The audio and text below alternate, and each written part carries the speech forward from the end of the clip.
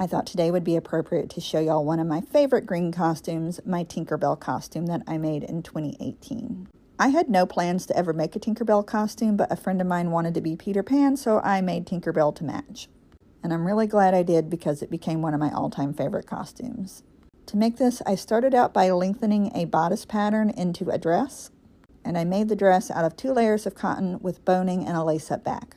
For the main outer layer of fabric, I dyed some silk fabric I already had on hand, this light green to dark green ombre, and I let it dry twisted up so it would have a crinkle effect.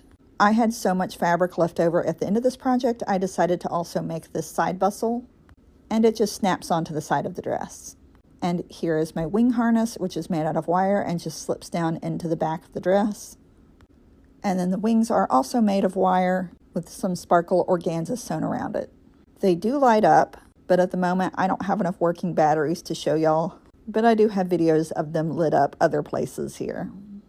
The wings just slide onto the spokes of that wing harness, and the battery packs attached to the lacing on the back of the dress. Next up are my shoes, which I dyed and added the little puffs to. Over the dyed fabric, I added some of this glittery green mesh, and then I added a ton of beads and flowers. So the story of this green fabric that I dyed is that it was the fabric that I messed up dyeing for my Edith from Crimson Peak costume.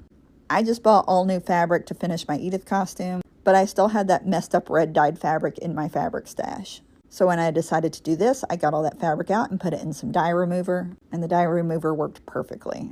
And I was able to give this fabric a new life by dyeing it green.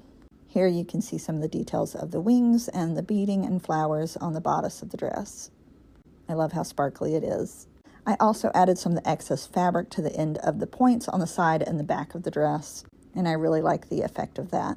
Here it is with the bustle back on, and I do personally prefer it with the bustle, but I like the option to not wear the bustle if I don't feel like wearing that in a crowd. And recording this video is really making me want to wear this again sometime soon. And since she joined us for this video, let's say hi to Luna.